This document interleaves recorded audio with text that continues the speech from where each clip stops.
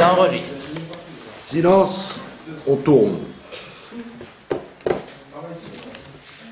On va étudier les halakhot de Hanouka, les lois concernant Hanouka, puisque samedi soir, on commence la fête de Hanouka. Ça fait, d'après mes recherches, ça fait 20 ans qu'il n'y a pas eu cette fixation-là, que ça commence un samedi soir. C'était 93, Ran Tafshin Nun Gimel, et maintenant Tafshin Ain Gimel. Ça fait 20 ans. 20 ans que ça n'a jamais commencé samedi soir. Bekitsour, donc c'est comme ça commence samedi soir, ça finit samedi soir d'après, toujours, jusqu'à 8 jours. Donc le samedi soir on allume une lumière, et la semaine d'après on allumera 8 lumières samedi soir. Alors qu'est-ce qui se passe? Hanouka, étant donné que c'est, bien que ce soit une fête, une mitzvah des sages qui est liée avec le temps, puisque si vous allumez vendredi soir, vous n'avez rien fait, ça commence samedi soir, et si vous continuez à allumer jusqu'à Purim, vous n'avez rien fait non plus. Donc c'est une mitzvah liée au temps. Et donc, évidemment, on pose une question. Une mitzvah liée au temps, on a un principe qu'elle n'est pas respectée par les femmes. Mitzvot liées au temps. Les femmes ne font les mitzvot positives que quand elles ne sont pas liées au temps. Par contre, c'est un klal. Toute mitzvah négative, les femmes les font. Sauf l'interdiction de se rendre impur pour un mort, pour une fille Cohen. Un Cohen ne doit pas se rendre impur pour un mort. Mais une fille, oui. Une fille Cohen, elle peut. Donc c'est une mitzvah négative que les femmes peuvent faire. Et bal takif, bal tashrit.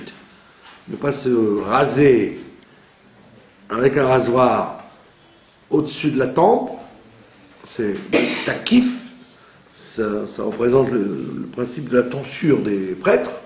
Et bal tashrit, c'est le fait de détruire les poils qui sont en dessous de la tempe. Vous voyez, là où vous avez le condyle d'articulation, ce qui est au-dessus, ça fait partie des cheveux, ce qui est en dessous, ça fait partie de la barbe.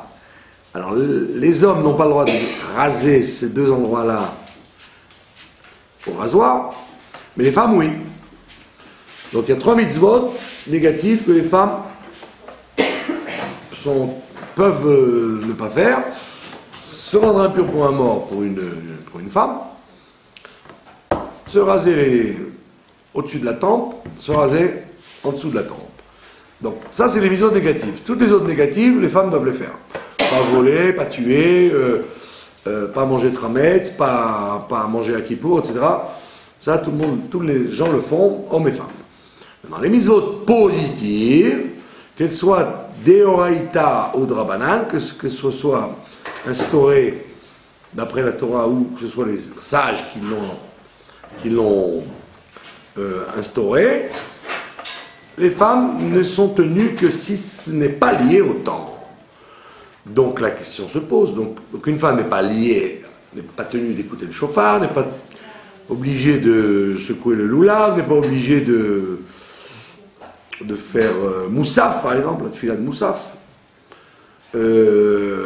Et donc je pose la question sur Hanouka. Puisque c'est lié au temps, pourquoi elles la font? Alors on répond tout simplement parce qu'elles étaient impliquées complètement dans l'histoire de Hanouka.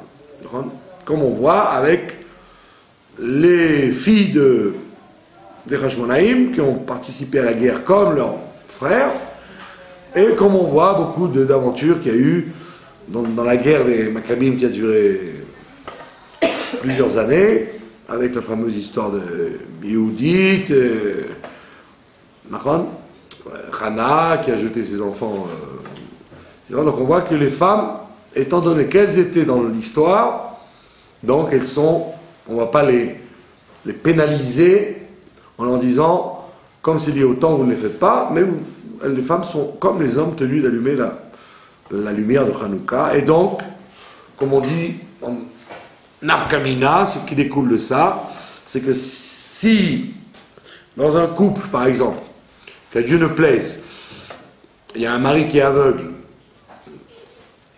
vous connaissez des couples comme ça, le mari est aveugle et la femme voit, alors on préférera que ce soit la femme qui allume et qui rende quitte le mari, puisqu'elle elle voit, et lui ne voit pas. Le kidouche, la Haggadah de Pessah, etc., on peut le laisser faire, s'il connaît par cœur, bien évidemment. Mais si... mais quand il s'agit de mitzvot liés avec la vue, comme les bougies de Hanouka ou les bougies de Shabbat, on laisse la femme le faire plutôt que le mari. Et donc c'est le cas classique. Autre cas moins agréable, que Dieu préserve, si le mari est devenu fou, ou qui devient schizophrène, ce que je sais, où il n'y a que des gens malades dans la maison, la femme peut prendre sur elle l'allumer pour tout le monde. Pareil, une femme qui n'est pas mariée, ou qui est seule, quelle que soit la raison pour laquelle elle est seule, elle ne doit pas dire, bah, il n'y a personne pour allumer, je ne l'allume pas. Donc, toute femme est tenue d'allumer comme l'homme. Et pas seulement elle est tenue d'allumer comme l'homme, ça veut dire que quand l'homme allume, il doit penser à rendre quitte sa femme, et si la femme allume, elle doit penser à rendre quitte son mari. C'est comme ça que ça marche. Donc on voit bien que ce n'est pas seulement une mitzvah liée au temps, mais c'est une mitzvah entièrement égalitaire avec l'homme, bien qu'elle soit liée au temps. On s'en fiche. Donc, et donc, deuxième implication, c'est que tu ne peux pas dire « Oh, ben, moi j'ai allumé hier soir, ça va, hein. Bah, allumer tous les jours quand même. Moi. Il suffit d'allumer le samedi soir, la première allumage, et puis après, bon, ben ça va, je suis occupé, je n'allumerai pas. » Donc on voit que la mitzvah, elle touche les femmes, et pendant les 8 jours. D'accord ? Maintenant, qu'est-ce qui se passe? C'est la première question qu'on a posée. Quand est-ce qu'on doit allumer? À quel moment doit-on allumer? D'accord? Alors, le Talmud nous dit Mishetishka Achama, quand le soleil se couche. Quand le soleil se couche. Donc le Talmud nous dit ça. Évidemment, comme c'est un Talmud difficile à comprendre, alors les Géonim, les Rishonim, qui sont venus après, interprètent ce Talmud.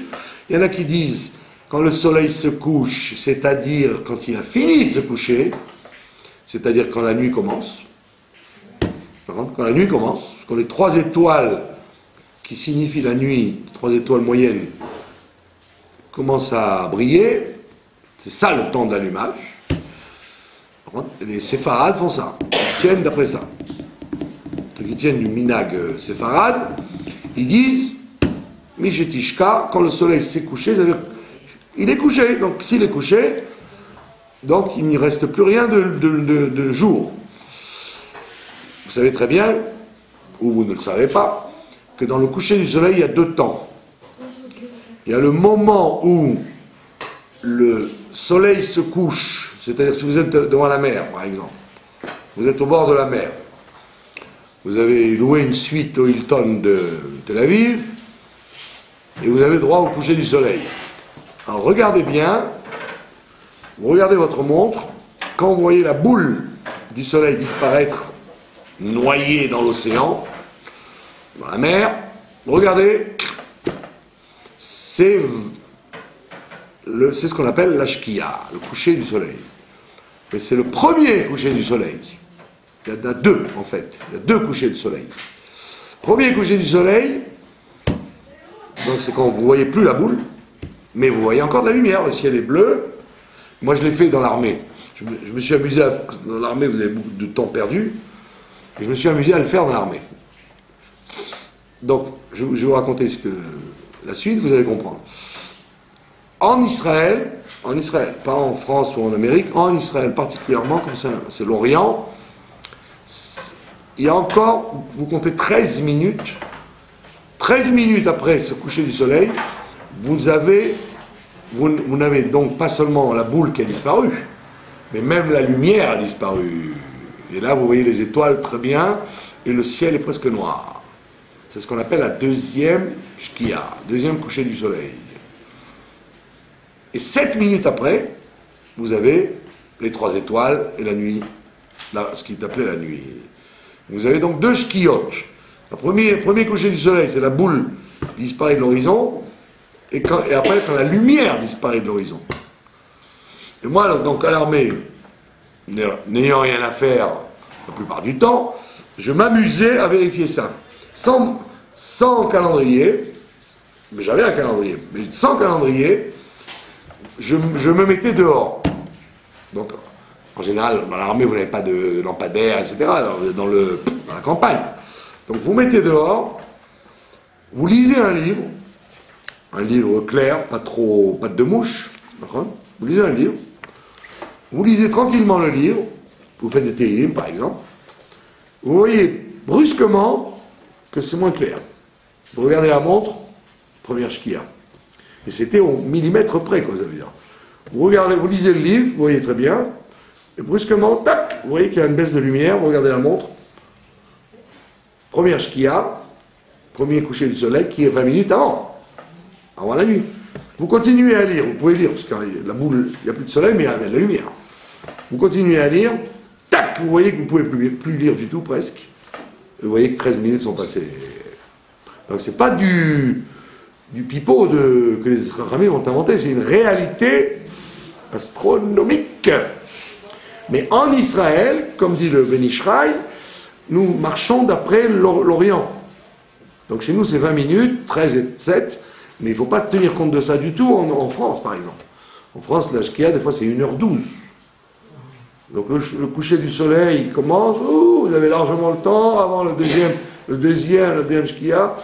Et en Amérique, en Australie, dans chaque endroit du monde, c'est pas de la même façon qu'on calcule les couchers du soleil.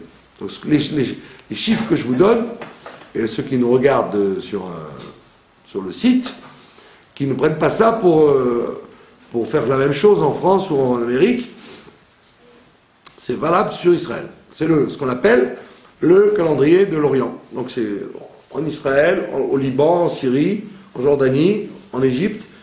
Dans ces pays-là, ils faisaient comme ça. Ils tenaient de ces horaires-là. D'accord ? Donc, les séfarades, ils tiennent donc Mishetishka Rama, quand le soleil s'est couché, c'est-à-dire quand il n'y a plus de soleil du tout, c'est-à-dire 20 minutes après le coucher du soleil inscrit sur le calendrier. Ce qu'on appelle les 3 étoiles. Maintenant, les autres Rishonim, ils disent non, Mishetishka Rama, c'est à partir de la première shkia. Comme le nom l'indique dans le Talmud. Mishetishka Rama, quand le soleil se couche.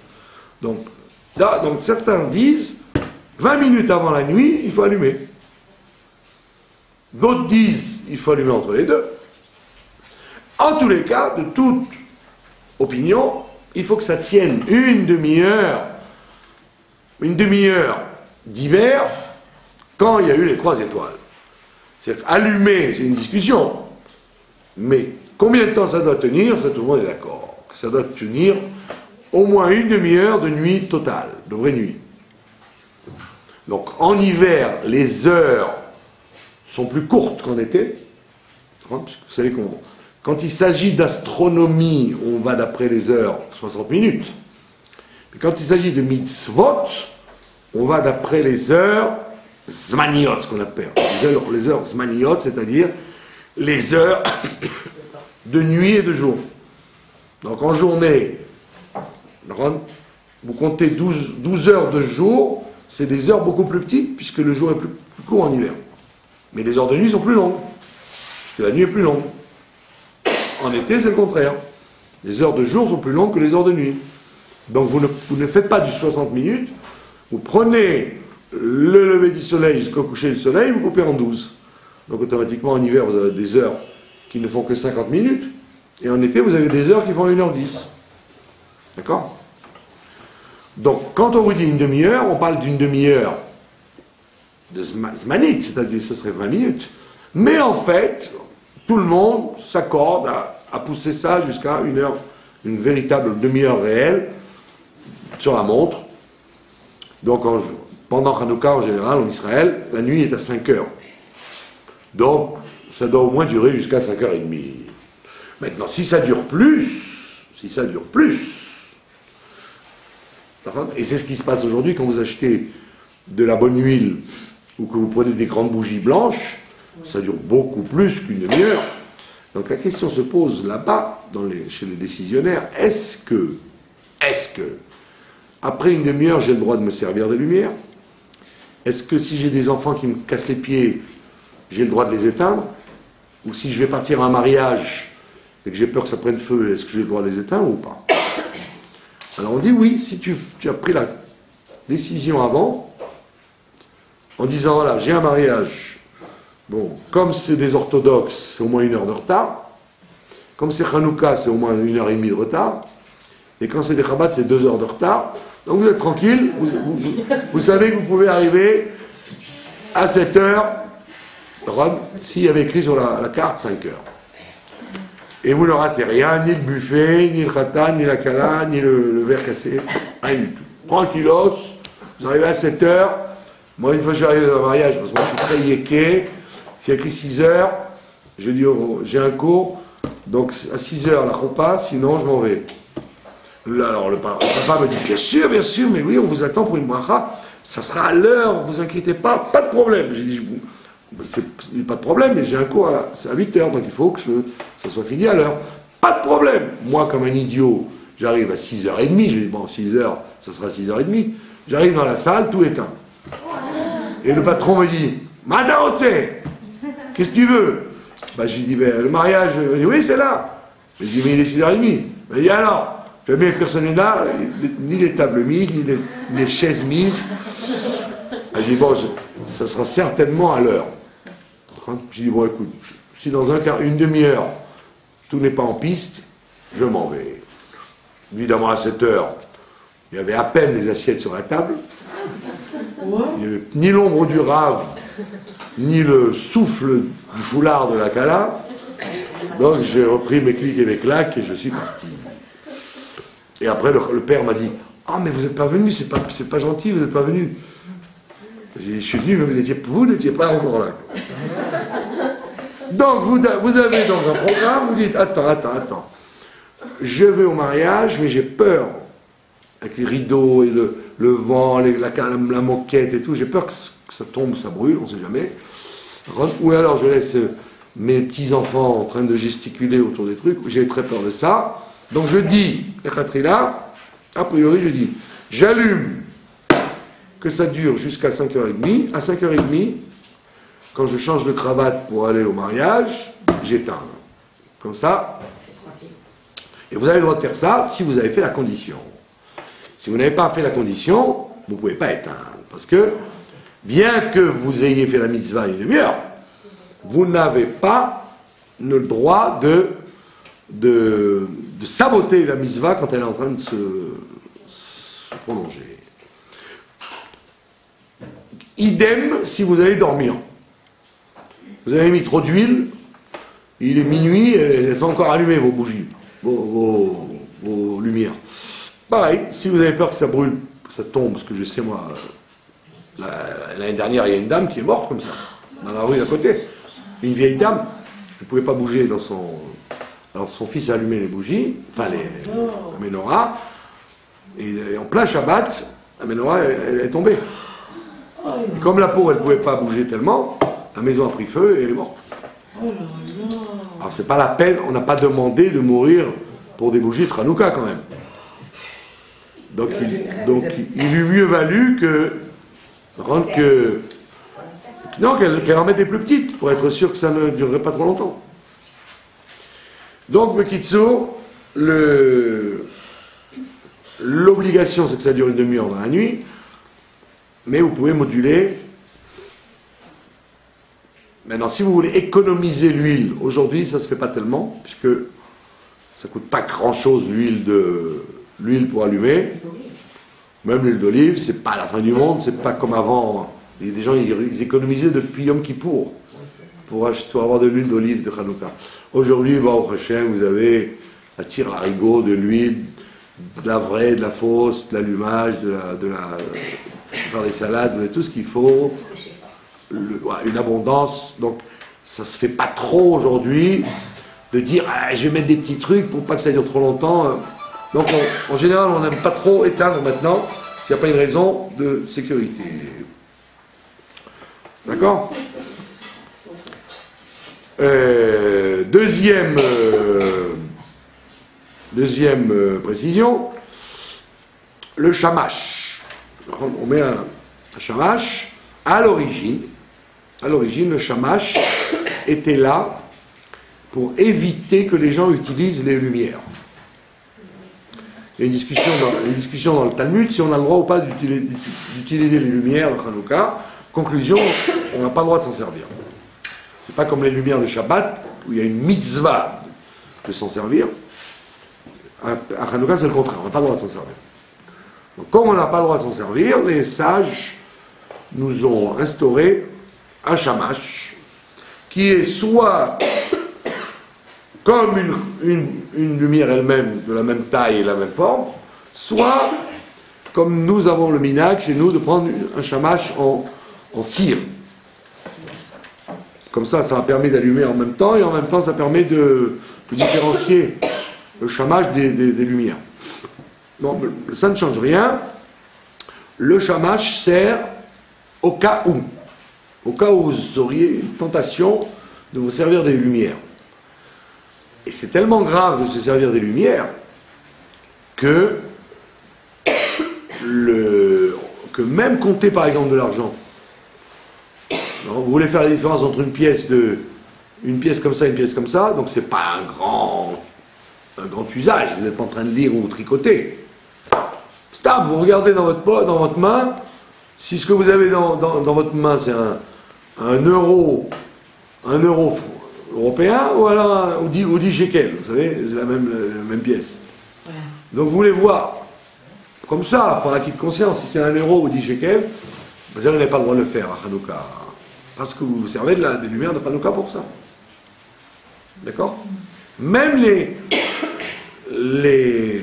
éteindre les lumières, exprès, vous êtes très poétique, vous éteignez toute la maison, et vous dites, tiens, je vais m'asseoir devant la Hanouka, éteignons les lumières. D'accord? Il vaut mieux éviter de faire ça, parce que vous risquez de vous servir des lumières. Parce que quand vous marchez pour aller à la cuisine, vous voulez vous faire un thé pendant que les bougies brûlent, vous avez besoin de lumière pour aller à la cuisine, vous avez tout éteint. Donc qu'est-ce que vous utilisez? Les lumières de Hanouka quand vous marchez. Donc il faut éviter. Donc c'est pour ça que les Kharamim ont dit un shamash. Ah, maintenant vous allez dire, mais aujourd'hui, il y a les néons, il y a les spots, donc j'ai plus besoin du shamash. Alors on vous dit non. Le shamash, il a une importance d'après la Kabbalah très très grande. Et donc il faut avoir un shamash même si vous avez de la lumière électrique dans la maison. Donc il ne faut pas dire aujourd'hui ça sert à rien le shamash. La lumière électrique l'a remplacé, donc j'allume ma Hanouka et tant pis pour le shamash. Comme je vous l'ai raconté cette histoire 3000 fois, mais elle est intéressante. Je disais un vendredi soir, nous étions à table, donc nous avions les bougies de Shabbat d'un côté, les bougies de Hanouka de l'autre côté, et je disais, j'affirmais de façon insolente qu'effectivement aujourd'hui le shamash ne sert à rien, puisque nous avons l'électricité. N'ai-je pas fini de dire la phrase, tac, que toute l'électricité s'éteint dans la maison. Et ma femme de me dire, voilà ce que c'est d'inventer des principes, puisque le shamash, il faut le garder. Alors je dis, devant tout le monde, je fais tchouva, le shamash, il faut l'allumer, même si on a la lumière. Eh bien, vous me croyez ou pas, la lumière est revenue. Et jusqu'à maintenant, les électriciens me disent c'est impossible, puisqu'il y a ce qu'on appelle un ketser, ça tac, ça a sauté. Donc, ça ne pouvait pas en revenir. Et jusqu'à maintenant, Je ne sais pas pourquoi c'est revenu. Donc je pense que c'est à cause de ma tchouva que c'est revenu. D'accord? Donc c'était un autre miracle de Hanouka. Qui voulait dire, arrête d'ouvrir ta bouche pour dire des choses qui ne sont pas exactes. Et donc on voit que, même s'il y a de l'électricité, il faut mettre un chamash et ne pas faire le comment on appelle ça, le sec, en disant oh non, les bougies suffisent, ça, c'est le chamash qui s'arrête. Voilà. Troisième halakha, si quelqu'un a oublié d'allumer un jour, ou qu'il a été coincé, qu'à Dieu ne plaise, c'est arrivé à quelqu'un qui est venu de chez le Rabbi, de New York. Il est parti de New York à l'heure où on ne pouvait pas allumer, c'était trop tôt. Il s'est retrouvé dans l'avion dès qu'il a voulu allumer une bougie, parce qu'il dit je vais allumer la bougie au moins dans l'avion. L'hôtesse a menacé de l'assommer, c'est pas dangereux. D'un autre côté, vous êtes au courant, et c'est intéressant parce que vous allez apprendre quelque chose, c'est que Shabbat, si vous n'avez rien pour allumer, vous pouvez allumer des néons. Si vous n'avez rien, les voisins n'ont pas de bougie, vous n'avez pas d'huile, vous n'avez pas d'allumettes, vous êtes coincés. Et les magasins sont fermés, et vous allez vous dire, comment je vais faire Shabbat, comment j'allume mes bougies? Alors vous avez le droit, Shabbat, d'éteindre vos lumières, d'appuyer dessus et dire bon, Rata Hashem, Shabbat Kodesh. Parce que pour Shabbat, on a le droit de se servir de l'électricité quand on n'a pas de bougie ou d'huile. Mais Shabbat, mais Hanouka, non. Hanouka, il faut un combustible et une mèche. Débrouillez-vous.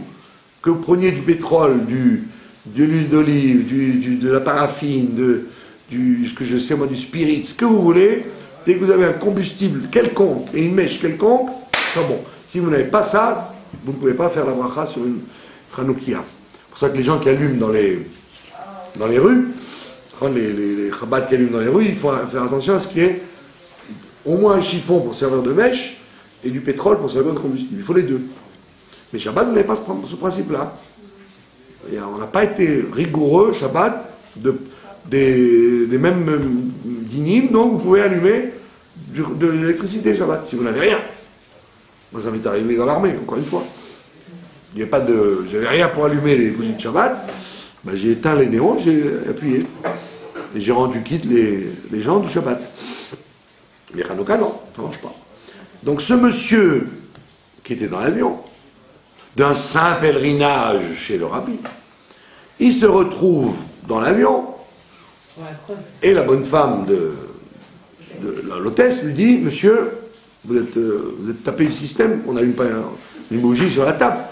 Il a dit une demi-heure seulement. Elle dit, vous allumez, j'appelle le steward et on vous descend à ce que je sais moi sur la mer.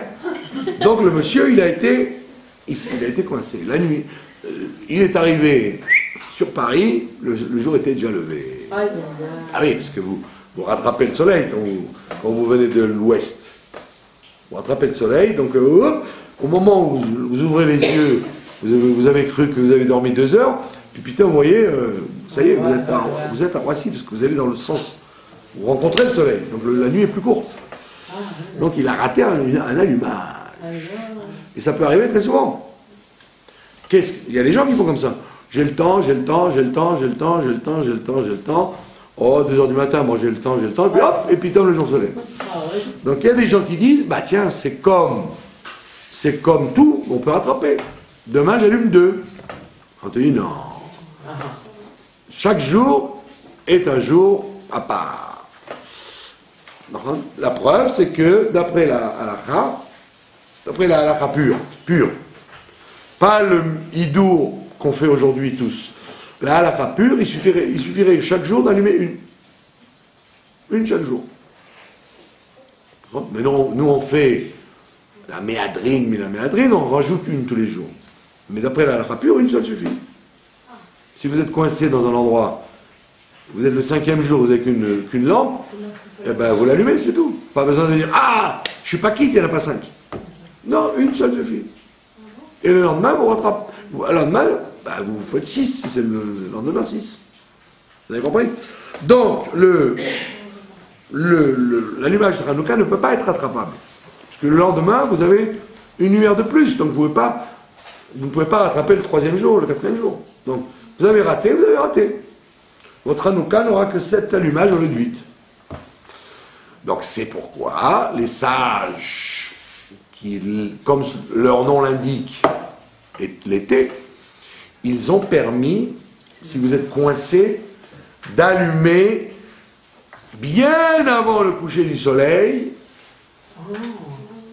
à la 2e partie de l'après-midi, ce qu'on appelle Plaga Mincha. Ah bon? Donc vers 2h30, 3h, il faut voir sur le calendrier. Vous pouvez allumer à partir de 2h30, 3h, bien évidemment, il faut que ça tienne jusqu'à 5h30. Donc vous devez prendre vos dispositions pour que ça soit long. Mais si vous êtes obligé de vous déranger, par exemple, question classique, question classique. Vous êtes invité à un mariage, à Foula ou à, ce que je sais moi, Beersheba ou Tzfat. Vous dites, attends, il faut 4 heures de voyage, 3 heures de voyage, à quelle heure je vais allumer?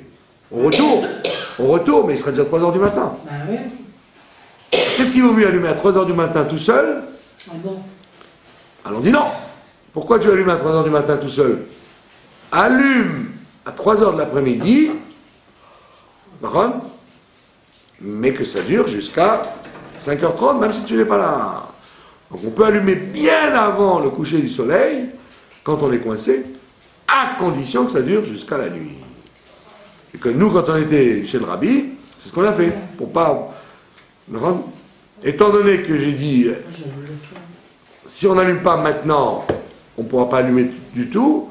Donc, avant de prendre le taxi pour l'aéroport, à 3 heures l'après-midi à New York, on a allumé, tout le monde a allumé en plein jour, avec des bougies suffisamment longues, pour être sûr que ça dure jusqu'à une demi-heure dans la nuit à New York. Mais vous savez, Donc on était quitte. Rester devant ou Non, il n'y a aucune mitzvah de rester devant. Ah. On reste devant parce qu'on aime ça, c'est sympathique, parce qu'on veut faire honneur aux bougies. Mais en fait, il n'y a aucune obligation. Et si je dois partir vous partez. À 4h30 vous allumez, vous partez. et je peux éteindre? Ben non, on a dit vous pouvez éteindre que si vous partez une demi-heure après dans la nuit, si vous l'avez décidé avant. Nous l'avons dit tout à l'heure déjà. Donc, Bekitsu,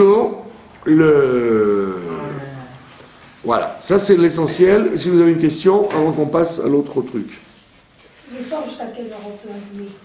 Alors, il y a une marloquette, encore une fois, entre les poskim. Il y en a qui disent, comme le Talmud nous dit qu'il faut allumer tant qu'il y a des gens dans le chouk. Tant qu'il y a encore des gens dans le chouk, c'est-à-dire dans la rue, quoi, dans la vie. Alors, il y a des poskim séfarades, des durs, le Rav Ovadia Yosef, il dit, c'est comme ça et c'est pas autrement. Donc, tu as raté l'allumage entre 5h et 5h30, tu peux plus. Puisque c'était comme ça dans le chouk. D'accord? D'autres poskim disent, regarde. Dans le chouk, dans le Talmud, je comprends. À 5h30, effectivement, les gens, il n'y avait plus personne. Et c'est ce qui se passe dans les Yishuvim. Dans les Yishuvim. Il y a des petites implantations. Effectivement, vous auriez à 5h, 6h, il n'y a plus personne dans les rues.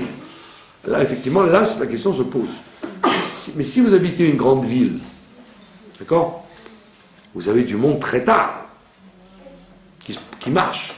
Même dans les quartiers dortoirs, comme on dit, il y a toujours des gens qui passent. Pas que des voyous. Il y a même des gens normaux qui se garent, qui viennent de la Macolette, qui viennent d'un centre commercial, de la pharmacie.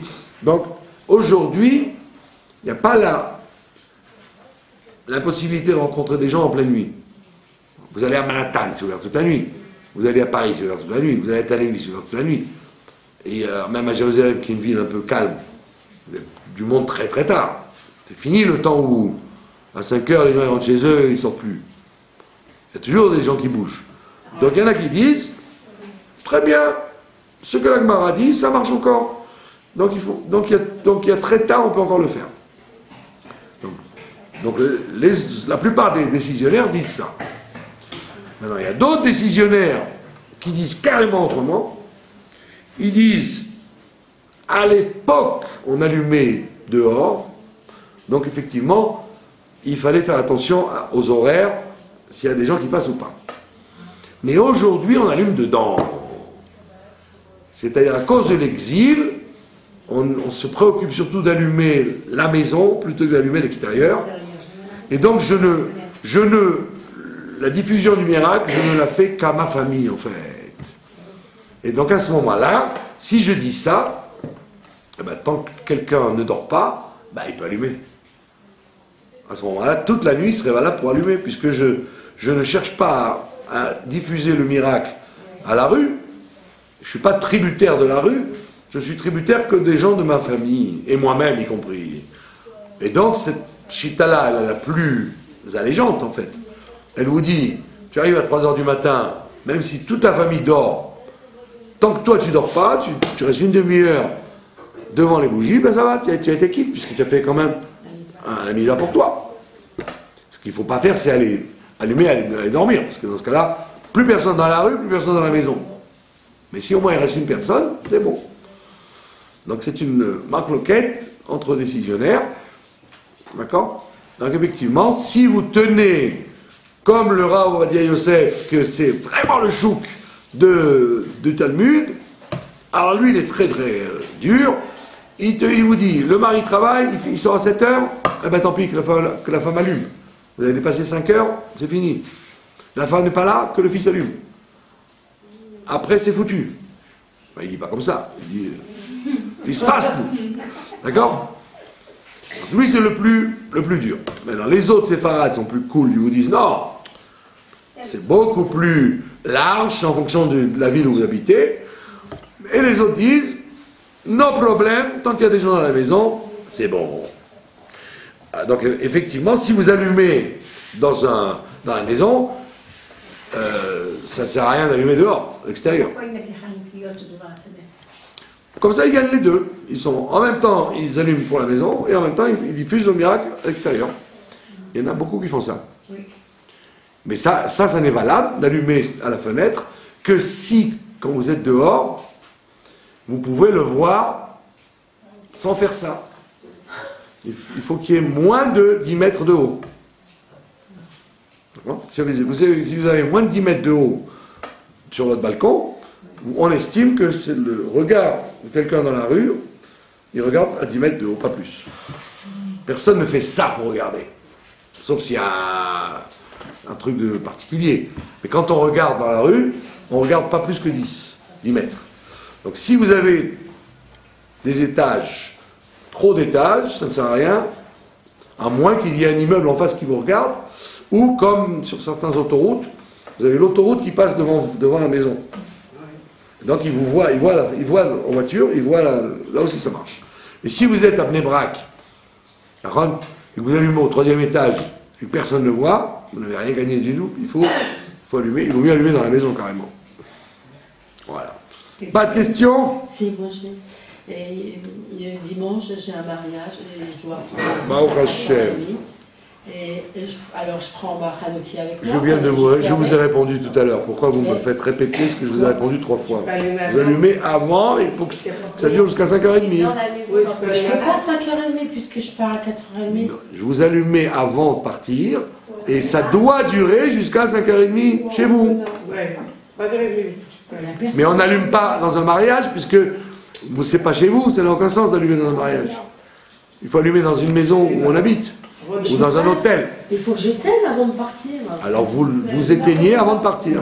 Alors vous laissez allumer tranquillement, vous allumez dans un endroit où ça ne risque pas de tomber. C'est tout. Dans la maison, quand on est... Dans une cuisine ou sur un marbre pour que si ça tombe, ça ne se mette pas le feu à la maison. Dans la maison, quand on est au-dessus de 10 mètres, il y a un endroit où c'est mieux de la placer. Quand vous êtes au-dessus de 10 mètres. Quand on va pas la mettre au niveau de la fenêtre parce que ça sert à rien. Alors le mieux c'est de la mettre en face d'une mezouza.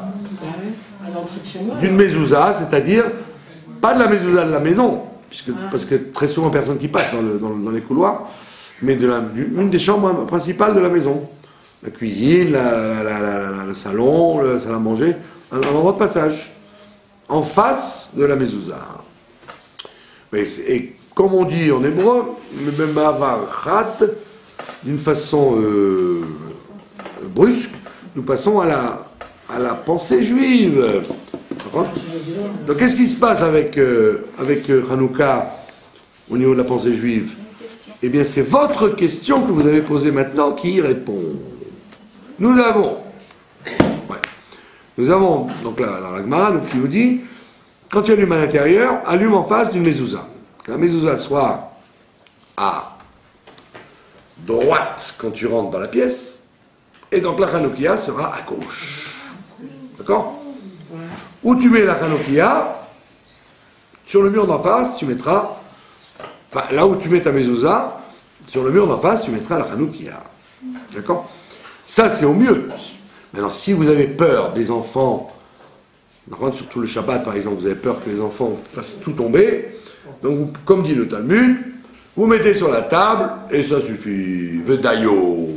Donc, tant que ça n'est pas à une hauteur trop haute, vous pouvez le mettre n'importe où dans la maison.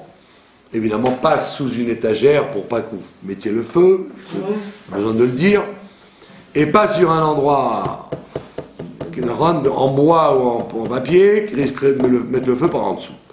Donc, prendre ces précautions, en haut et en bas, à droite et à gauche, pas de rideau, pas de truc, pas de gaz à côté, des choses élémentaires que les pompiers, malheureusement, répètent tous les ans, et les gens, ils ne réfléchissent pas, quoi. Et des gens, ils vous mettent à côté des bouteilles de gaz, ils vous mettent la Hanoukia, un Nérot, un Lalou. Celui qui a un petit truc, et la maison, c'est le réveillon, quoi. Donc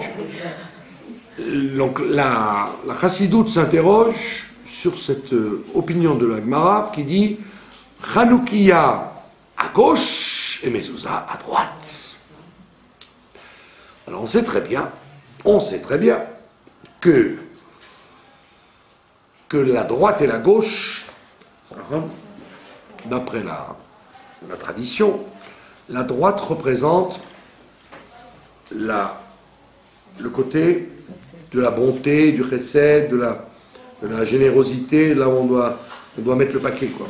Ça, c'est la droite, côté droit. Yamin. Comme l'histoire de la semaine dernière avec Rachel, quand elle a enfanté, elle a voulu appeler son fils Ben-Oni, le fils de la misère, le fils de la tristesse. Et son mari, il a changé le nom, il n'a pas voulu ce nom-là. Il l'appelait Bin Yamin, le fils de la droite, le fils de la largesse. Donc il a transformé le désespoir de sa femme en disant non, il ne faut pas l'appeler Benoni, il faut l'appeler Binyamin, le fils de la largesse, de l'espoir. Donc ça c'est Yamin, la droite. Maintenant la gauche, Small. Small, la gauche représente justement la restriction de la lumière. Et c'est pas par hasard, je ne suis pas un grand analyste de la linguistique et de la sémantique, c'est pas par hasard qu'en anglais, le mot small veut dire petit, justement. En hébreu, ça veut dire la gauche, mais en anglais, ça veut dire le petit. Donc ça veut dire c'est le principe de la gauche, c'est de rapetisser l'influx. Le contraire de la droite. Small. Et donc, la question se pose, pourquoi mettons la Hanoukia à gauche et la mezouza à droite? Alors la Chassidoute nous dit, au nom du Harizal, bien évidemment, la grande tradition de la Kabbalah, elle nous dit, le Hanoukia, et c'est la raison pour laquelle on n'a pas le droit d'utiliser la lumière, c'est que la Hanoukia, enfin les lumières de Hanouka représentent un échantillon du Or Aganouz, de la lumière cachée, que Dieu a cachée pour les justes, pour nous tous, quand le Mashiach viendra, dans le monde futur. Donc Dieu a créé le monde avec de la lumière, une vérité éclatante, mais comme il a vu qu'il allait y avoir des fautes dans le monde, Donc il a dit, les méchants vont utiliser cette force de la lumière cachée, donc on va la cacher. Il l'a cachée, cette lumière, et on appelle ça Oraganouz. C'est pour ça que dans le nord, à côté de Rabbi Shimon, à Méron, il y a un petit village qui s'appelle Oraganouz. C'est des gens qui étudient la Kabbalah, des gens un peu babacool comme ça. Hein. Et donc, la lumière cachée, c'est la lumière qu'il y avait et que justement Adam Arishon n'a pas su entretenir dans le Gan Eden, et elle est réservée quand Mashiach viendra.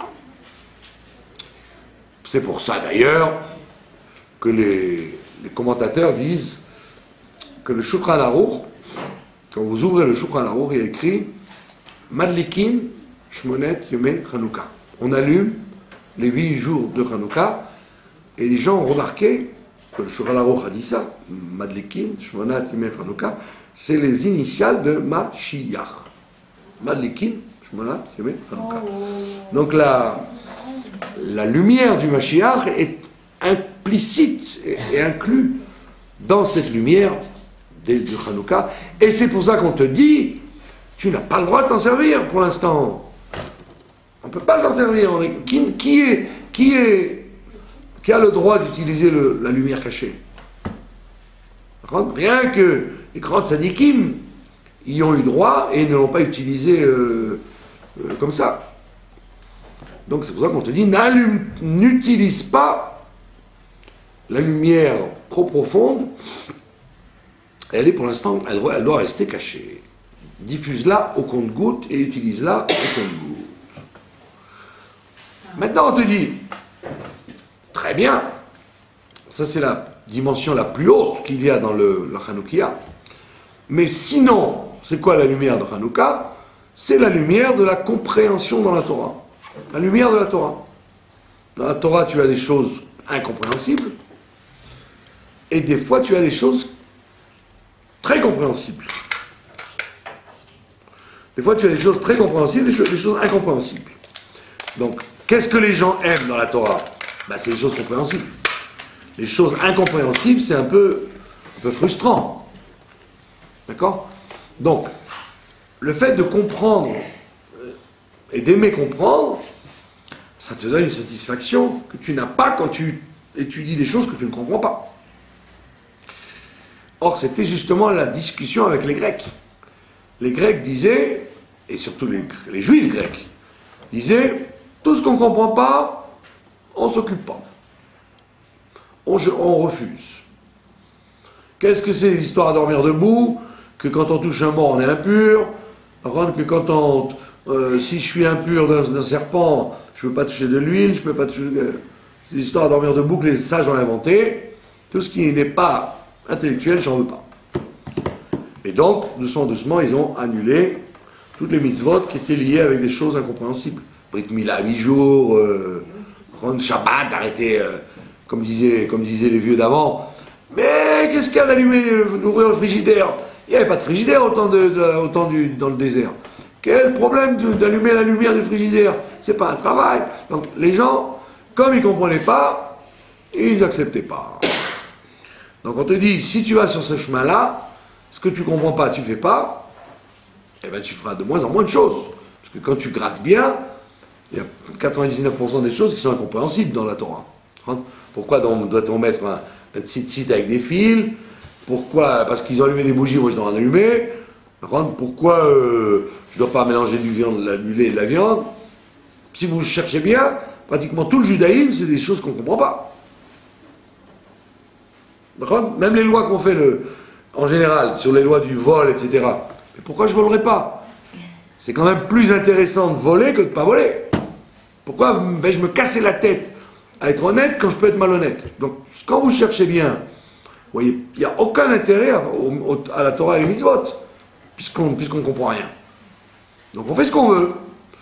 Et donc les Hashmonaïm, ils ont fait la guerre contre ça. Ils ont dit, c'est vrai qu'il y a des choses qu'on comprend, mais même l'essentiel, c'est ce qu'on ne comprend pas. Cette lumière cachée qu'il y a dedans, on la comprendra un jour, mais pas maintenant. Donc qu'est-ce qu'il faut maintenant? Tant qu'on est en état de galoute, il faut la soumission. L'essentiel du travail d'un juif en galoute pendant l'exil, jusqu'à ce que la lumière éclate au grand jour, c'est la soumission. Même si tu ne sais pas pourquoi, tu fais la chose. Et donc la soumission, par quoi est-elle représentée dans les mitzvot? Par la mezouza. Parce que la mezouza, qu'est-ce qu'elle écrit? Shema Israël, Hashem Elokeinu, Hashem Echad. Elle montre l'unité de Dieu, que tu la comprennes ou tu la comprennes pas, il y a une unité de Dieu. Que tu penses que c'est difficile à admettre ou pas, l'unité de Dieu. Donc ça veut dire que d'ailleurs, Shema, tout le monde sait ça, Shema, Kriyat Shema, la lecture du Shema, c'est Ol Malchut Shamaim. Le joug du ciel qu'on prend sur soi. Donc c'est ce que veut nous dire le Talmud. Il nous dit, quand tu mets la Hanoukia dans la maison, mets la Hanoukia à gauche et la mezouza à droite. Ça veut dire que dans l'éducation de tes enfants, dans ta vie, dans ton chinour, dans ton éducation quotidienne, rappelle-toi que tu dois mettre le paquet, tu dois mettre à droite la soumission, et rien qu'à gauche, c'est-à-dire en secondaire, tu dois mettre la compréhension et le beau du système. D'abord, avant tout, vers la droite, en largesse, tu dois mettre la soumission. C'est la soumission qui fait tout, et après, il y a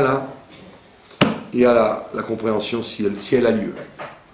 C'est pour ça qu'on a mis la Hanoukia à gauche, parce qu'on te dit, bien que ça représente la lumière, etc., comme tu ne la vois pas pour la galoute, mets-la en veilleuse, comme on dit. Mets-la à gauche, ne mets pas l'accent là-dessus. Pas comme quelqu'un dirait, je ne comprends pas ce qu'a dit Rachid, donc Rachid s'est trompé. Je ne comprends pas le pasouk, donc le pasouk, je le jette. Je ne comprends pas cette mitzvah, donc je ne la fais pas. Ça ne marche pas comme ça. C'est vrai que c'est tellement plus agréable de comprendre que pas comprendre, mais si jamais tu en viens à ne pas comprendre, et bien malgré tout, tu continues à faire. Parce que tu as la mezouza à droite. Tu te plies d'abord à la volonté de Dieu, même si elle est transmise par les sages, et donc c'est pas le Sinaï, c'est pas Moshe Rabbeinu, donc tu aurais dit, moi je vois pas l'intérêt de faire attention à ces trucs inventés à travers la génération, on est bourré de choses qui sont rajoutées. Si ce sont vraiment des minagim, des coutumes que les sages ont introduites, tu ne dois pas dire, comme je vous ai raconté l'histoire du Shamash, tu ne dois pas dire « Oh, ben maintenant il n'y a plus besoin, puisque... » Pourquoi? Parce qu'il y a un principe dans la tradition, c'est que quand les sages donnent une raison à ce qu'ils disent, alors si la raison disparaît, donc la chose peut disparaître. Ils te donnent une raison. La raison n'est plus, tu peux arrêter la chose. On t'a donné une raison. Donc c'est-à-dire que quand la raison n'est plus là, tu peux enlever. D'accord? Exemple classique. Un médicament Shabbat. À l'origine, pourquoi on n'avait pas le droit de prendre des médicaments Shabbat? Parce qu'on avait peur que tu piles, tu fasses de la chimie pour fabriquer un médicament. D'accord? Donc maintenant, aujourd'hui, où personne ne sait faire des médicaments à la maison, si tu n'as pas d'acamol, pour ton mal de tête, tu n'as pas... Attends, donne-moi du bisulfite, du bistruc, du stable, je vais t'en faire du l'acamol. Tu ne sais pas faire l'acamol, donc ou tu vas dormir, ou tu prends du thé. Donc il n'y a pas tellement de risque aujourd'hui que quelqu'un, s'il n'a pas de médicament, il va le faire. Parce qu'on n'est pas pharmacien. On n'a pas de laboratoire. Donc tu peux dire, effectivement, si Shabbat quelqu'un a mal au crâne, dis-lui, moi je te dis rien, mais en réalité il peut prendre l'acamol. Parce qu'il n'y a aucun risque aujourd'hui que cette raison-là qu'on a donnée, elle se réalise. Donc, mais quand les Khamim n'ont pas donné de raison, comme on a vu ça dans les halachot, il y a des tas de trucs de Rabbi Yehuda Chassid ou de la Gemara, où il n'y a pas de raison. Il n'y a pas de raison. Pourquoi l'eau du matin, tu ne dois pas la jeter par terre? Il n'y a pas de raison. Parce qu'il y a un mauvais esprit. Ce que je sais, moi, ce qu'est un mauvais esprit, quand on te dit, comme c'est incompréhensible, fais attention. Donc quand tu mets une boîte de conserve sur ton lit, il ne faut pas manger. Quel rapport entre le lit, la boîte de conserve? Donc quand les Chachamim n'ont pas voulu te donner de raison, donc c'est là que tu dois faire attention, puisque personne ne peut avoir la force d'enlever la chose, puisqu'il n'y a pas de raison. De raison dévoilée, quoi. Donc ça veut donc dire que tout le judaïsme, il est basé sur des choses qu'on comprend ou qu'on ne comprend pas. Donc si tu t'amuses à dire, moi si je ne comprends pas parfaitement, je ne fais pas, eh bien tu es comme les Grecs. Et donc tu vas vers la disparition de tout le système en fait. Et donc c'est pour ça qu'on te dit, Hanoukia à gauche, donc la lumière, les raisons, etc., c'est bien beau, mais ça doit être à gauche. Ça doit être en diminué. Là où tu dois mettre l'accent, c'est sur la soumission, jusqu'à ce que se révèle la lumière du Or Haganous. Quand Mashiach reviendra, à ce moment-là, tout sera clair. Et pour ça, c'est pour ça que ce ne sera pas une grande difficulté pour les goïms ou pour les juifs de reconnaître la vérité de la Torah, parce qu'elle sera claire pour tout le monde. Quand Mashiach reviendra, aujourd'hui, il n'y a que les grands tzadikim qui perçoivent la vérité. Mais nous, on ne sait pas. Si vous avez un poulet qui n'est pas cachère devant vous, un poulet qui est cachère, c'est pas en le regardant que vous allez savoir. Alors que quand Mashiach sera là, un truc qui sera interdit, il criera « je suis interdit », et quelque chose qui est permis, il criera « oui, je suis permis, oui, je suis permis ». Donc vous n'aurez même pas besoin de papier cachère sur un chocolat ou sur un steak. Dès que vous voyez le steak, avec votre œil ragil, vous direz « ça c'est la méadrine ». Comment tu le sais? Tu vois pas la parole de Dieu qui se dégage. Et l'autre? Non, l'autre, ça se voit bien que c'est enfermé dans les forces du mal. On ne peut pas en manger. Aujourd'hui, s'il n'y a pas les halachot et les... vous ne pouvez pas savoir. Donc, aujourd'hui, on ne voit rien, donc on marche d'après la foi. Quand on verra tout, alors automatiquement, même Abou Mazen, même les grands terroristes du monde, ils diront Shema Israël, excusez-nous, on s'est trompé. Vous êtes les dépositaires de la lumière. Donc aujourd'hui, on marche d'après la mezouza, c'est-à-dire d'après la foi en Dieu. Et quand Dieu aura pitié de nous, il nous enverra le juste Messie qui nous dévoilera cette lumière cachée de Hanouka. Donc je vous souhaite une bonne fête et nous nous reverrons après Hanouka. Il n'y a pas de cours pendant la fête de Hanouka, qu'on se le dise.